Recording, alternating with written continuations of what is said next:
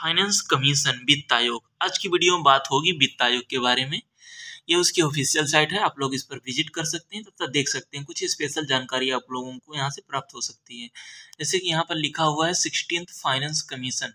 तो हमारा ये 16th फाइनेंस कमीशन अभी स्टार्ट होगा जब ये 15th फाइनेंस कमीशन है ये वाला एंड हो जाएगा। तो इसकी डेट कब तक है 15 फाइनेंस कमीशन की जो डेट है यहाँ पर मेंशन है, ये लिखा है 15 finance commission cover the 6 year, मतलब कि इसने 6 ईयर का कार्यकाल कवर किया है। पीरियड अप टू 31 मार्च 2026, मतलब कि ये इसका 2026 तक है। 2026 के बाद में 16th फाइनेंस कमीशन स्टार्ट होगा। तो फाइनेंस कमीशन की जानकारी जैसे कि इसमें लिखा ही हुआ है, इसमें 200 आर्टिकल 280 में सब क्लाउज 1 में फाइनेंस कमीशन की बात की गई है कि भारत में एक फाइनेंस कमीशन होगा। तो इसके जो कोई भी स्टूडेंट इस बुक के द्वारा भी पढ़ते हो तो वो उससे पढ़ सकते हैं, तथा हम लोग अपने हैंड आउट के जरिए पढ़ते हैं। तो हम लोग अपने हैंड आउट से स्टार्ट करते हैं वित्त आयोग फाइनेंस कमीशन। इसकी बात आर्टिकल 280 में तय की गई। ये पृष्ठभूमि में है, जैसे कि हेडिंग डाल के लिखते हैं ना, तो इससे अच्छा इंप्रेशन पड़ता है एग्जामिनर के ऊपर। तो इस पे हेडिंग डालिए पृष्ठभूमि। तो ये पृष्ठभूमि में क्या क्या पॉइंट आएंगे, फिर कार्यकाल आएगा, फिर इसके बाद में चुनौतियां आएंगी, ये सभी पॉइंट आगे आएंगे। तो उसी हिसाब से भूमिका आएगी, उसी प्रकार से लिखते जाएंगे। सबसे पहले पृष्ठभूमि है। पृष्ठभूमि में यह एक संवैधानिक संगठन है। संविधान में अध्यक्ष और सदस्यों का निर्धारण नहीं है, इसके लिए संसद कानून बना सकती है, ऐसा वर्णन है। संसद में 1951 में वित्त आयोग अधिनियम पारित करके इसमें एक अध्यक्ष और 4 सदस्य होंगे, ऐसा तय किया। मतलब कि इसमें पहले कोई सदस्य और अध्यक्ष के बारे में नहीं लिखा हुआ था, तो ऐसा लेकिन संविधान में लिखा हुआ था कि इसके लिए संसद कोई कानून बना सकती है। संसद ने 1951 तत्कालीन प्राइम मिनिस्टर पीटी नेहरू ने पंडित जवाहरलाल नेहरू एक कानून वित्त आयोग अधिनियम पारित करते हैं और एक अध्यक्ष 4 सदस्यों के 4 सदस्य होंगे, ऐसा कानून बनाते हैं। हम उनके ऑफिशियल साइट में देख भी सकते हैं कि ये उनके अध्यक्ष हैं अरविंद पनगड़िया साहब, तथा ये चारों 4 अध्यक्ष हैं। ठीक है, इन चारों की अलग अलग क्वालिफिकेशन होती है, तथा हमारे फाइनेंस कमीशन के अध्यक्ष हैं, इनकी भी अलग क्वालिफिकेशन होती है। तो हम नीचे पढ़ते हैं, तो नीचे लिखा भी होगा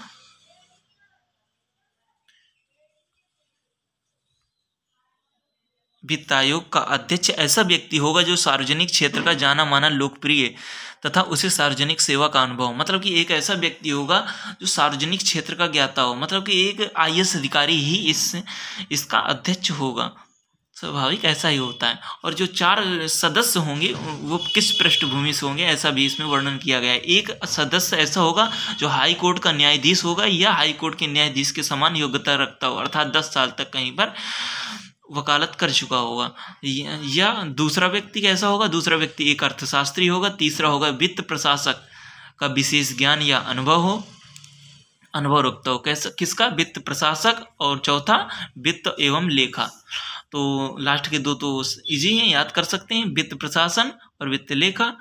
finance governance and finance and accounts, finance and governance. तो ये 2 पॉइंट हो गए। तो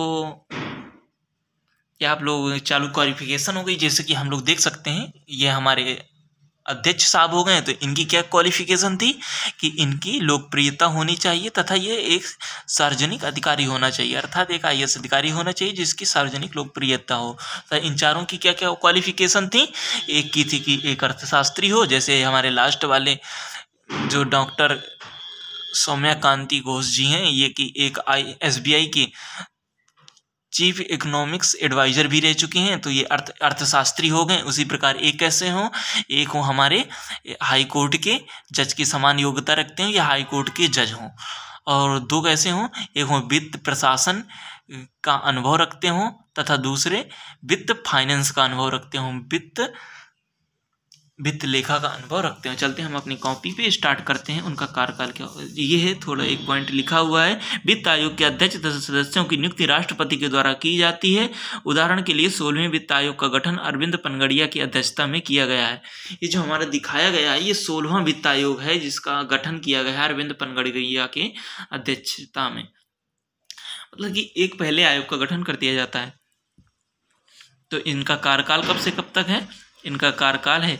वित्त आयोग सामान्यतः कार्यकाल 5 वर्ष का होता है, किंतु अपवादजनक परिस्थिति में जैसे कोरोना महामारी की वजह से 15वें वित्त आयोग का अंतरिम रिपोर्ट 2020-21 के लिए और 21 से 26 के लिए 5 वर्ष का कार्यकाल तय किया गया। में 21 से 26 ये अंतरिम रिपोर्ट आई और 1 साल, और इसके बाद में उनका कार्यकाल निर्धारित किया गया। इसके बाद में बात करते हैं वित्त आयोग की भूमिका। वित्त आयोग की भूमिका संविधान में वित्त आयोग की भूमिका को आर्टिकल 280 में प्रस्तुत किया गया है। ऐसे टैक्स जिनका बंटवारा संघ व राज्यों के बीच में होता है उस पर सलाह देना इनका काम है। उदाहरण जैसे कृषि आय को छोड़कर राज्य आय कर को बंटवारा करना, मतलब कृषि आय में टैक्स नहीं लगता है, तथा अन्य आय कर का बंटवारा करना। संघ से राज्य को दिए जाने वाले सांविधिक अनुदान का आधार तय करना। सांविधिक अनुदान के बारे में आप लोगों को पहले बता चुका हूँ। ये स्टैट्यूटरी फंड होता है जो कि इसमें राज्य की स्वायत्ता होती है। आप लोग लास्ट वीडियो देख सकते हैं। इसके लिए राष्ट्रपति के द्वारा ऐसा अन्य कोई कार्य जो वित्त आयोग को सौंपा गया हो, उदाहरण के लिए जैसे 16वें वित्त आयोग में डिजास्टर मैनेजमेंट एक अतिरिक्त विशेष कार्य हमारे वित्त आयोग को दिया गया था कि आप लोग डिजास्टर मैनेजमेंट है, आपदा प्रबंधन है, इस पर भी थोड़ा ध्यान दीजिए, क्योंकि इसके पहले भी ऐसी कोई प्रावधान नहीं होता रहा है। तथा इसमें बात की गई थी जो हमारे 15वें वित्त आयोग में डिजास्टर मैनेजमेंट में भी कुछ खर्चा, कुछ टैक्स का जो अनुदान उसमें खर्च करने के लिए कहा गया था हमारे राष्ट्रपति के द्वारा। और जैसे कुछ इंपॉर्टेंट पॉइंट हैं, 73वें तथा 74वें संविधान संशोधन अधिनियम 1993 से राज्य वित्त आयोग की स्थापना की जाती है। यदि किसी राज्य वित्त आयोग ने पंचायती राज या नगर पालिका के विकास के लिए सुझाव दिया है तो राज्य सरकार के पास धन के अभाव होने के कारण उतनी धनराशि आर्टिकल 280 में वर्णित वित्त आयोग संघ के अनुदान देने के लिए सुझाव देगा। अर्थात इसका कहने का मतलब यह है कि यदि कोई राज्य वित्त आयोग अपने राज्य के वित्त आयोग के लिए, यदि कोई राज्य वित्त आयोग अपने राज्य के लिए कहता है कि आप कोई सुझाव देता है कि यहाँ पर ऐसा ऐसा विकास होना चाहिए, अगर उन विकास कार्यों के लिए राज्य सरकार के पास पैसा नहीं होता है तो यह सीधा काम कौन करता है? केंद्र सरकार का जो वित्त आयोग है उसे केंद्रीय वित्त आयोग नहीं कहते हैं, केवल वित्त आयोग कहते हैं। जो वित्त आयोग है इस केंद्र सरकार का, तो केंद्रीय वित्त आयोग सिफारिश करता है, सलाह देता है हमारे मतलब कि हमारे वित्त मंत्रालय को आप लोग इनको अनुदान दीजिए। ठीक है। अगला जो कुछ इंपॉर्टेंट पॉइंट है, जैसे 11वां वित्त आयोग पहला वित्त आयोग था जिसने स्थानीय निकाय पंचायती राज्यों के लिए सुझाव दिया था। मतलब कि ये 11वां वित्त आयोग पहला आयोग था जिसने कि कहा था हमारे वित्त आयोग से, सेंटर वाले वित्त आयोग से, कि आप लोग हमारे क्षेत्र में कुछ काम कीजिए, यहाँ पर ऐसी ऐसी जरूरत है, आप लोग हमें ग्रांट्स उपलब्ध कराइए। चुनौतियां क्या क्या आती हैं? वित्त आयोग संवैधानिक संगठन होते हुए भी पूर्णतः स्वायत्त नहीं है।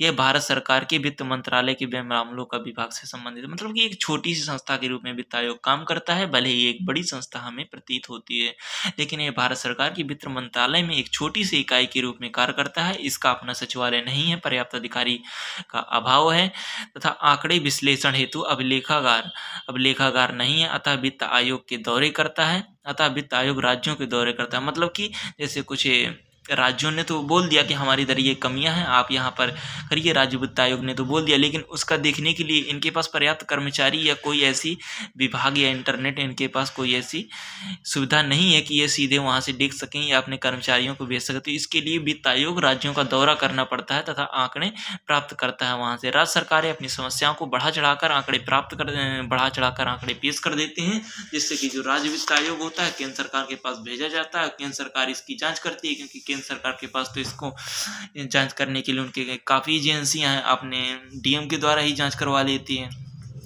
यदि वह गलत पाती है तो वही फंड को रिजेक्ट कर देती है। और वित्त आयोग की इसमें जो केंद्र का वित्त आयोग है उसकी काफ़ी आलोचना भी होने लगती है। तो यही कारण है कि वित्त आयोग के सुझाव केंद्र सरकार कमी ढूंढ लेती है और पर्याप्त मात्रा में सामूहिक अनुदान प्राप्त नहीं हो पाता है। इससे केंद्र राज्य के बीच विवाद हो जाता है। अतः वित्त आयोग को वित्त मंत्रालय से अलग स्वायत्ता प्रदान करते हुए पर्याप्त कर्मचारी, बेहतर सचिवालय तथा बैंक डेटा डेटा बैंक इत्यादि उपलब्ध कराया जाए तो राज्यों की समस्या का आकलन यही सही प्रकार से कर लेंगी और इसके सुझाव को लेकर केंद्र सरकार की कटौती नहीं कर पाएगी। और जब विपक्षी दलों में शासित राज्यों में पर्याप्त मात्रा में अनुदान प्राप्त होने लगेगा और सांविधिक अनुदान के वर्ग में होगा, अतः स्वतः केंद्र राज्य विवाद समाप्त हो जाएगा। अर्थात इसका कहने का मतलब यह है कि यदि हमारे वित्त आयोग को केवल जो आर्टिकल 280 में है, तो यदि हमारे वित्त आयोग के लिए कोई कर्मचारी व्यवस्था हो या उनका खुद का सचिवालय हो या उनके पास डेटा बैंक हो, तो ये कोई ज़रूरत ही नहीं पड़ेगी कि मतलब कि वो सीधा अपना जो डॉक्यूमेंट है वित्त मंत्रालय को भेजेंगे। वो पहले अपने स्तर पर जांच कर लेगी। इसके बाद में यदि उसको लगता है कि हाँ वास्तव में राज्य सरकार को ऐसा धन देना चाहिए इस क्षेत्र में, तो वह दे सकती है। तो इससे थोड़ी ये इसकी भी आलोचना होने से बच सकती है। तो जैसे हमारे 14वां 15वां वित्त आयोग था, इनके बारे में थोड़ी थोड़ी पढ़ लेते हैं। जैसे कि 14वां वित्त आयोग था, ये 15 से 20 तक चला था। 14वें वित्त आयोग में क्या हुआ था, इसमें थोड़ी स्वायत्ता दी गई थी इस वित्त आयोग को। तो इसने जहाँ पर हमारे वित्त आयोग जो था, तो 1% से 2% हमारे कर जो मिलते थे, कर का अंतराल होता था, उसमें 1 से 2% की वृद्धि की जाती थी। मतलब कि जैसे हमारा पहले 32% जो कर का भाग आता था राज्यों से, उसमें 32% राज्यों को दे दिया जाता था कि मतलब कि आप लोग खर्च कीजिए उसमें किस जो सांविधिक अनुदान के रूप में, मतलब कि इसमें राज्य की स्वायत्ता होने लगती थी। 32% दिया जाता। लेकिन इसको जब 14वां वित्त आयोग होता है, सीधा 1-2% हर साल बढ़ता, मतलब कि अगले पंचवर्षीय योजना जब आती थी, नेक्स्ट जो वित्त आयोग आता था, तो उसमें हर साल 1 या 2% बढ़ाया जाता था। लेकिन ये सीधा 10% की वृद्धि कर दी जाती है। और 8 बड़ी केंद्रीय स्वैच्छिक अनुदान है, मतलब कि 8 बड़ी जो केंद्र की योजनाएं थी, उनको राज्य की योजनाओं में डाल दिया जाता है, स्वैच्छिक अनुदान में डाल दिया जाता है। और जितना फंड आता है तो राज्य अपने स्तर पर उसे खर्च करने का अधिकार दे दिए जाते हैं। जीएसटी को अपनाने से जो समस्याएं राज्यों को हो रही हैं, उसके घाटे मतलब कि 3 वर्ष तक राज्य केंद्र सरकार सहन करेगी, 4 वर्ष तक 75% सहन करेगी तथा 5वें वर्ष में 50% की भरपाई केंद्र सरकार करेगी। इस प्रकार के सुझाव देकर के वित्त आयोग ने राज्यों के पक्ष में राजकोष को सुनिश्चित किया, जो राजकोषीय संघवाद से मेल खाता है। बताइए, राज्यों के पक्ष में इतना अच्छा निर्णय हमारे वित्त आयोग के सुझाव से दिया गया है। जो 15वां वित्त आयोग था, 15वां वित्त आयोग जो 20 से 26 तक 6 वर्ष तक चला, क्योंकि एक साल हमारा जो अंतरिम रिपोर्ट प्रस्तुत होती है 2021 में कोरोना काल की वजह से, तथा 15वां वित्त आयोग था, इसमें राज्यों के अंश में 1% की कटौती कर दी जाती है और जिसका 41% कर दिया जाता है। 1% जम्मू कश्मीर के लिए, किस लिए 1% की कटौती की जाती है कि जम्मू कश्मीर के विकास के लिए हमें खर्च करना है। 15वें वित्त आयोग निम्न प्रकार से अनुदान दिया जाता है। आय दूरी 45%, मतलब कि जो राज्य से धन प्राप्त होगा, जैसे हमें 100% धन प्राप्त हुआ, तथा जो हम लोग देंगे राज्य को, तो उसमें उनके बीच जितना देंगे, जैसे हमने 32% दिया, तो उनके बीच का अंतर जो होगा, प्राप्त होने वाला धन और तथा राज्यों को देने वाले धन के बीच का अंतर 45% होगा। तथा क्षेत्र में 15% लैंड में खर्च किया गया, जनसंख्या में 15%, तथा युवाओं के विकास के लिए 12.5%, वन व पारिस्थितिकी के लिए 10%, कर व राजकोषीय सुधार के लिए 2.5% खर्च किया गया, जो कि पहली बार खर्च किया गया था। इसके पहले कभी भी कर व राजकोषीय सुधार के लिए धन का खर्च नहीं किया गया था। ये कुछ क्वेश्चन है, आप लोग लिख करके हमें vikasbharatvanshi@gmail.com पर सेंड कर सकते हैं। अब नेक्स्ट टॉपिक होगा हमारा यूटी, तथा यूटी जो दिल्ली और केंद्र राज्य विवाद होते हैं, उन सभी के बारे में बात होगी। आप लोगों को ये वीडियो कैसा लगा हमें कमेंट में सेंड कर सकते हैं। ये अनुदान का वीडियो था लास्ट में। ठीक है, धन्यवाद।